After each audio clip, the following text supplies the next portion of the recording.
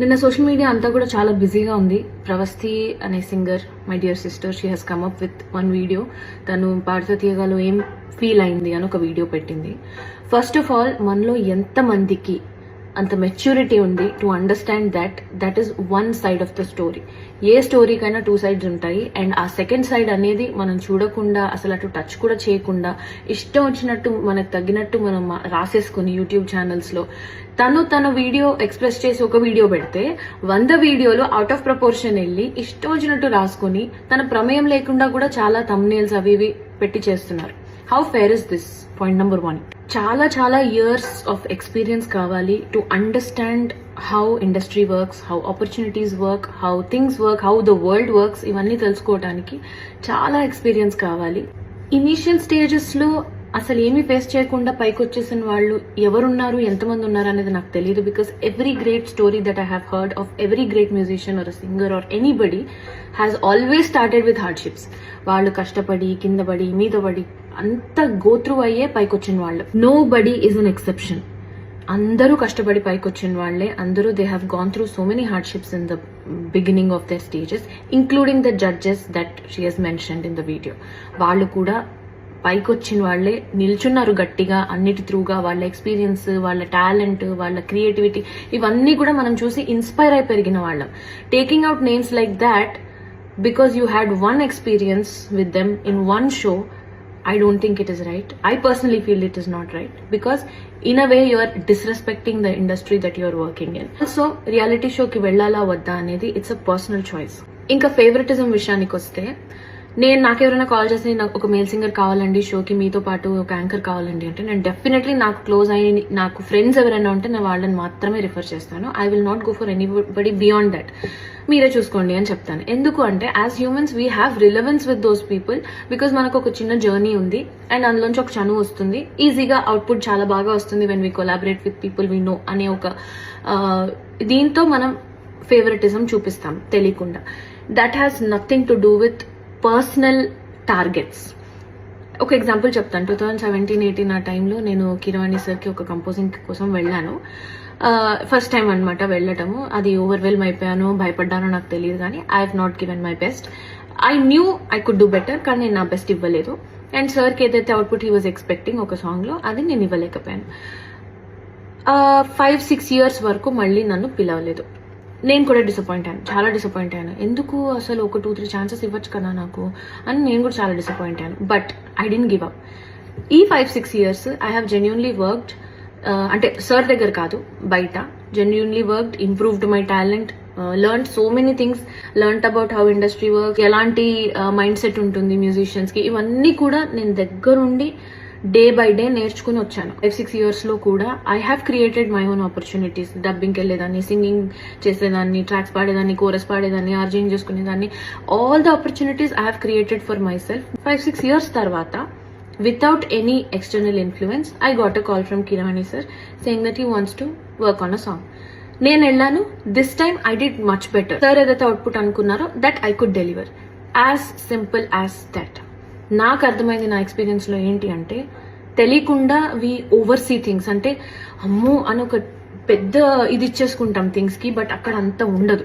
Especially at times like this we should calm down and look at the bigger picture here, because it is never about people, it is about art, it is about music, it is about output.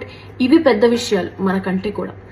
So దాన్ని అలా చూసినప్పుడే as artists I think we will enjoy this journey. ఇప్పుడు అనిపించింది 5-6 years తర్వాత నన్ను ఎందుకు పిలిచారు out of the blue moon అంటే, బికాస్ నా సైడ్ నుంచి, నా పర్స్పెక్టివ్ నుంచి ఆలోచిస్తే, because I didn't give up.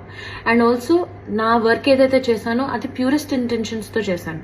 I have never expected anything out of anybody's association. Sure, every singer goes through something or the other. And also overall ga mana chuttu, singer పక్కన పెట్టండి, musician పక్కన పెట్టండి, overall గా మన చుట్టూ ఇంతమంది ఉన్నారు కదా, ఇంతమందిలో ఎంతమంది హ్యాపీగా ఉన్నారు, ఎంతమంది స్ట్రెస్ గో త్రూ అవుతున్నారు. If the problem lies only in music industry, only in singers, only with reality shows, ఇంతమంది ఎందుకు డిసప్పాయింటెడ్ గా ఉన్నారు చుట్టూ? Because it is happening everywhere. ఈ మెంటల్ హెల్త్ అవేర్నెస్ లేకపోవటం అనే ఒక కాన్సెప్ట్ ఏదైతే ఉందో, ఇట్ ఈస్ హ్యాపెనింగ్ ఎవ్రీవేర్. అందుకే when you are aware of what you are going through, what you want in life, what you want to prioritise in your life, ఇవన్నీ తెలిసినప్పుడు I don't think you have the need to say something else to somebody else. Be honest, అందరు singers survival mode లోనే ఉన్నాం. ఎందుకంటే thousands of singers ఉన్నారు ఇప్పుడు, అందరూ బాగా పాడేవాళ్లే. థౌజండ్స్ ఆఫ్ సింగర్స్ ఉన్నారు, కానీ సంవత్సరానికి ఒక్కొక్క మ్యూజిక్ డైరెక్టర్ మహా అంటే 9 to 10 మూవీస్ చేస్తారు. ఆ 9 to 10 మూవీస్ లో 1000 మెంబర్స్ ని ఎలా అకామిడేట్ చేస్తారు? So it is always good to have a reality check about what is happening outside also. We are so obsessed with ourselves that we only think about why am I going through this, why am I being given this అని ఆలోచించినంత వరకు మనకు answers రావు. అందరినీ ఇందులోకి లాగేసి వాళ్ళ personal lifes తీసి వాళ్ళ personal lifes మీద థంబ్నెయిల్స్ వీడియోలు పెట్టి I don't think this is fair at all. So మీరు కూడా as audience, I think it is your responsibility also to pick your content. Understand that there are always two sides to the story and not just one.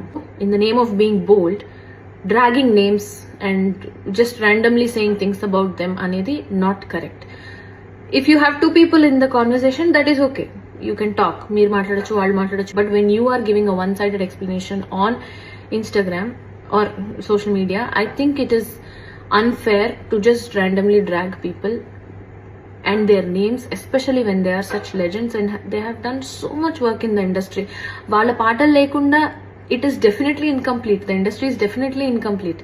I think even my dear sister Pravasti will grow in life only when she tries to understand how this world works. And in my personal experience with MM Keeravani garu, I think he is an amazing man. He is very very humble and అందరినీ ఒకేలాగా చూస్తారు, equal గా చూస్తారు, respect ఇస్తారు. Have been working with him and I felt this was unfair, just unfair to drag him and చాకరీ చేస్తారు అని అన్నారు. అది వాళ్ళు అలా చెప్పారో లేదో నాకు తెలియదు, చెప్పుండరు అనుకుంటున్నాను. ఒకవేళ చెప్పుంటే కూడా I think that is the most favourite చాకరీ for any singer or every singer. Because వాళ్ళ దగ్గర, కిరవాణి గారు లాంటి వాళ్ళ దగ్గర నేర్చుకోవటానికి ఇంత ఉంటుంది. అండ్ ఎలాంటి చాకరీ ఉంటుంది? నోటేషన్స్ ఇస్తే స్వరాలు రాసుకోవటం, చాలా కష్టపడి నేర్చుకోవటం, స్టూడియోకి వెళ్ళి పాడటం, ఒకసారి బాగాలేదంటే మళ్ళీ అవుట్పుట్ బాగా వచ్చే వరకు పాడటం, ఇదంతా చాకరీయే కదా మరి. సో ఈ చాకరీ చేయడానికి ఏ సింగర్కి ఇష్టం ఉండదు? అందరికీ ఇష్టం ఉంటుంది. Because when you have an opportunity to learn so much from an amazing legend that is easily accessible to you. అసలు people forget the fact that he is easily accessible to you. అలాంటి పర్సన్ దగ్గర చాకరీ చేయడానికి నామోషి ఏంటి నాకు తెలియదు. If it is this kind of చాకరీ that I'm talking about. I think I've spoken enough. Thank you guys. Thank you so much.